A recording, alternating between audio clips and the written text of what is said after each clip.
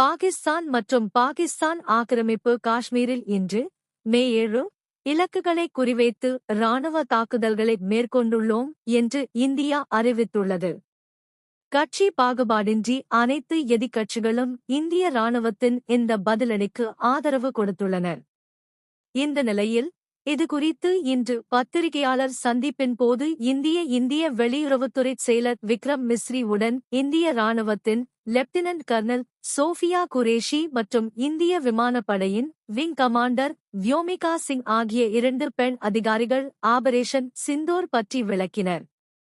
யார் இந்த lieutenant colonel Sofiya Qureshi, wing commander Vyomika Singh என்று பார்க்கலாம். கர்னல் சோபியா குரேஷி ஆபரேஷன் சிந்தூர் குறித்து விளக்கம் அளித்த 2 பெண்களில் ஒருவர் கர்னல் சோபியா குரேஷி. 44 வயதாகும் இவர் குஜராத்தை சேர்ந்தவர். இந்திய இராணுவத்தில் சோஃபியா 1999 இல் பணியில் சேர்ந்தார்.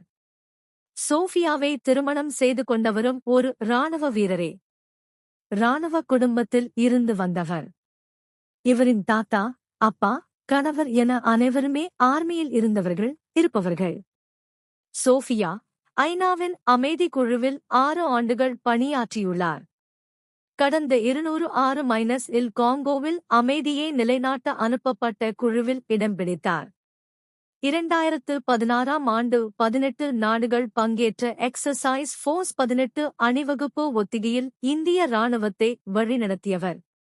அந்த ஒத்திகையில் இந்திய அணியை வழி நடத்திய ஒரே மற்றும் முதல் பெண் அதிகாரி சோஃபியாதான். லெப்டினன்ட் கர்னல் சோஃபியா குரேஷி ஒரு பன்னாட்டு இராணுவ பயிற்சியில் இந்திய இராணுவ குழுவிற்கு தலைமை தாங்கிய முதல் முஸ்லிம் பெண் அதிகாரி ஆவார். கார்ப்ஸ் ஆஃப் சிக்னல்ஸ் பிரிவில் சோஃபியா தற்போது அதிகாரியாக இருக்கிறார். வியோமிகா சிங் ஆபரேஷன் சிந்தூர் குறித்து ஊடகத்தினருக்கு விளக்கம் அளித்த மற்றொருவர் விமானப்படை விங் கமாண்டர் வியோமிகா சிங். 6ஆம் வகுப்பில் இருந்தே பறக்க விரும்பியவர்.